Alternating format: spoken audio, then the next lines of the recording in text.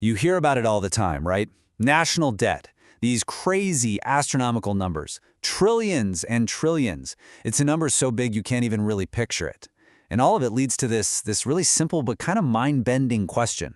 I mean, really, stop and think about that for a second. If every country is in debt, the US, China, Japan, Germany, they're all swimming in deficits. Well, if everyone owes money, who's the one holding all the IOUs? Who are we all in debt to? It sounds like a riddle, right? But the answer? Well, the answer is everything. It's the key to understanding how our entire financial world is built. So you might be thinking it's some secret group of billionaires or a single mega-powerful bank pulling the strings. But nope, the truth is actually weirder and way more fundamental than that. The creditor is the system. That's it. In a very real, very strange way, the world literally owes money to itself. Okay, so how is that even possible? To wrap our heads around this, we have to look at this idea called the circular mirror. And trust me, this is where you have to flip your entire thinking about what debt even is. So what is this circular mirror? Think of it this way. We're all taught that debt is bad, right? It's a liability, something you have to pay off. But in this system, that's not how it works at all. Debt isn't a problem to be solved. It's the foundation. It's the raw material, the essential ingredient that the whole global financial system is built on. In fact, the source material has this fantastic quote that just nails it. It says, "Debt is the invisible glue holding the global dollar supply together." See, it's not a mistake, it's not a bug in the code, it is the code. It's the feature that makes the whole thing run. And here's exactly why that is. Think about government bonds. What are they? They're just government debt. But they're also considered the safest, most reliable asset on Earth. Your pension fund is built on them. The bank down the street holds them as reserves. Your insurance company relies on them. So what would happen if you just snapped your fingers and made all that debt disappear? You wouldn't fix the world. You'd break it. The entire system would implode in this massive deflationary collapse because the very collateral it's built on would just vanish. Now, this whole idea might sound super modern and complex, but it's not at all. This playbook for dealing with overwhelming debt, it's ancient. Humanity has been running this play for centuries. And for a perfect example, we just have to look back at one of the greatest empires ever, Rome. So, take a look at the Roman denarius, their main silver coin. Back in 64 AD, it's almost pure silver, 95%. But running an empire is expensive, right? So what do? They can't just keep hiking taxes. Instead, they start, well, cheating. They start mixing in cheaper metals.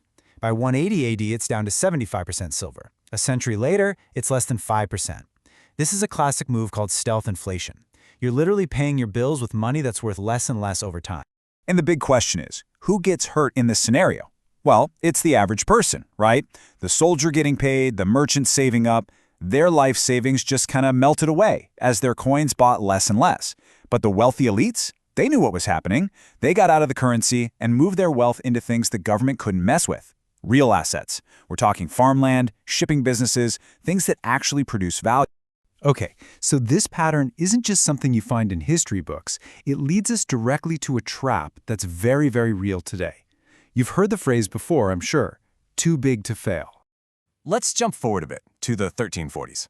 The place is Florence, Italy, basically the Wall Street of its time. And the biggest players on the block are these two banking families, the Bardi and the Peruzzi. They were the Goldman Sachs of the Renaissance. But they made one huge loan to their biggest client, the King of England, to fund a war. And when the king couldn't pay it back, these supposedly invincible banks just collapsed. They went under and took the life savings of thousands of regular people with them. Sound familiar? It should, because that's the blueprint for the modern bailout system we have right now. The design is brutally simple.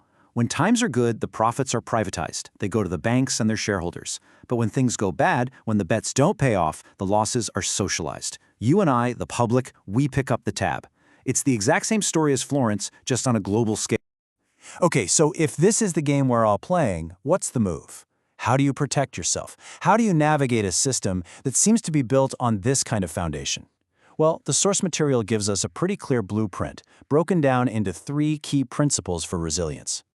All right, principle number 1 is liquidity for leverage. It's a fancy way of saying have cash on hand. Because when a crisis hits and everyone else is panicking and forced to sell their best assets for cheap, you can be the one to buy them. Second, productive resilience. This means owning real stuff, things that actually do something, things that move goods, feed people, or build infrastructure. Their value isn't just a number on a screen, it's tangible, and it lasts. And finally, number 3, avoid the debt discipline. Look, this system is designed to get you, me, everyone into debt. Resisting that pull and minimizing your own dependency on debt is a radical act of financial self-defense. And all of this leads to one final, really powerful idea. This quote sums it up perfectly. The thing is, economic systems don't just crash because the math gets messy. Let's be honest, the numbers stopped adding up ages ago. No, they collapse for one reason, because the people inside the system stop believing in the promises it's making. The entire thing, this whole circular mirror, it doesn't run on dollars or gold, it runs on trust. And that leaves us with the biggest question of all. What happens when that trust starts to run out?